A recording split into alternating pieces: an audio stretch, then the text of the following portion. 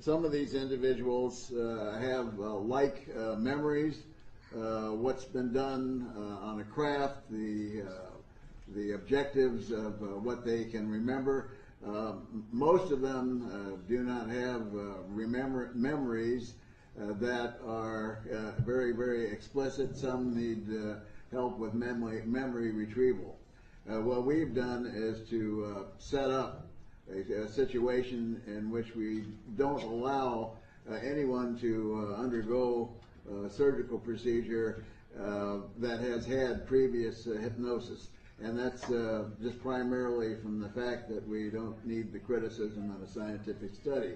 However, if the information that is retrievable is to be had, we give that person the choice following the surgery procedure, and we refer them to a qualified specialist in that area. So today we're going to refer to some new information in a scientific vein only, and I'll try and spoon feed this to you as easily as possible without going into a lot of biological detail. Slide 1A in the press packet will show a picture of what one of these objects looks like.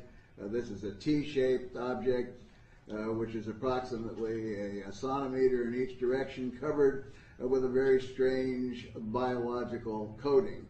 A coating that is so strong that when the object is freshly removed, you can't cut through it with a surgical blade. The next slide is slide 1B. It shows another kind of an object that we removed, another metallic rod, which is also covered with a similar dark gray impervious membrane. And this material is also very strong, and you can't cut through it with a surgical blade. We have, at the present time, with our 15 surgeries, we have approximately 7 of these objects in which you could line them up on a surgical drape. You would not be able to tell one from the other. Next, we'll refer you to slide 2.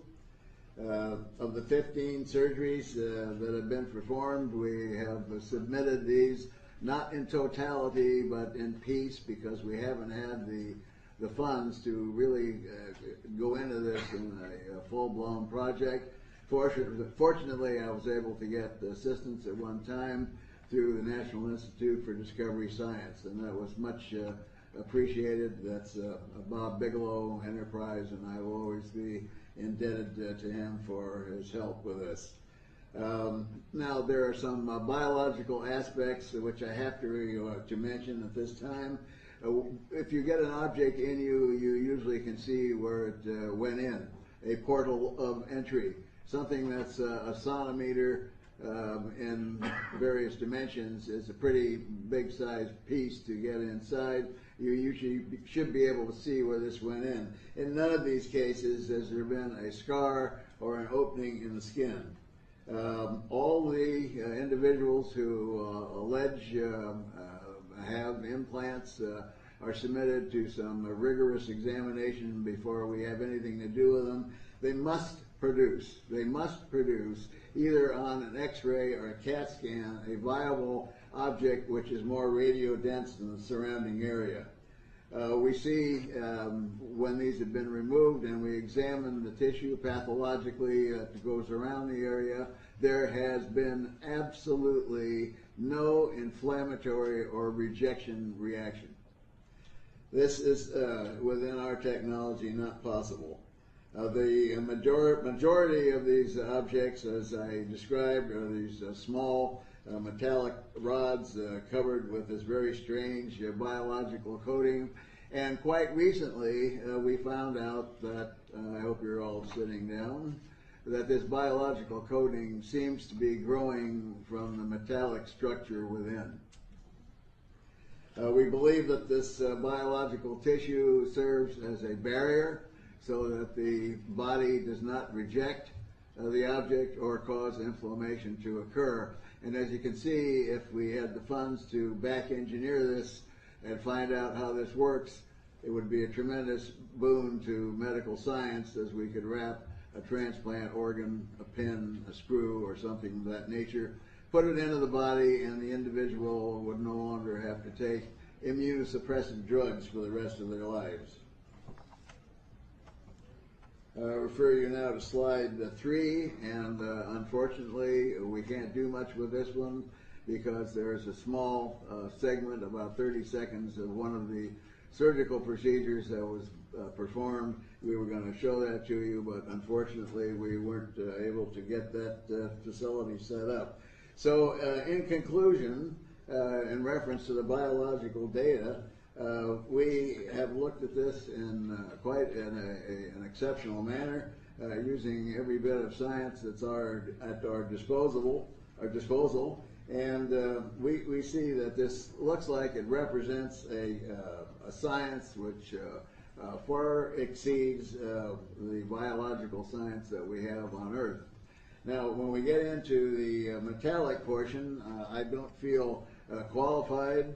I had to learn the small amount of metallurgy that I did in order to continue the work. But we're very fortunate today, ladies and gentlemen, to have one of the leading metallurgical sciences with us that has worked on the project, our chief metallurgical science, Dr. Alex Mosier. If I can have you come up here, Alex, and you can take it from here.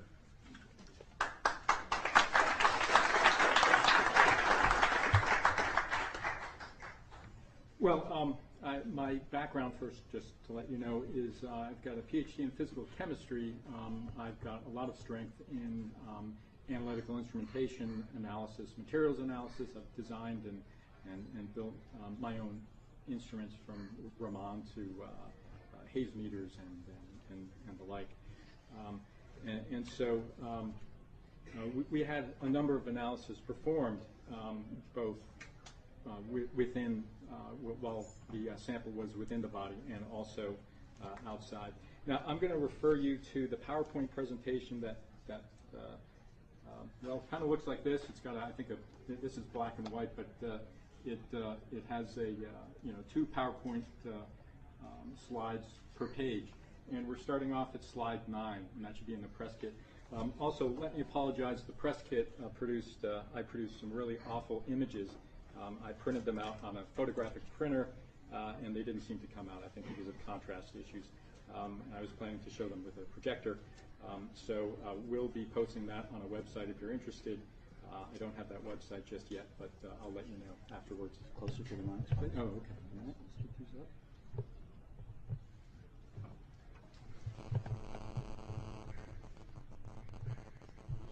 It's right on. Oh, I see the problem. No problem. All right, you get a little closer. Okay. So if we refer to slide 10, we can see the summary of the analysis performed.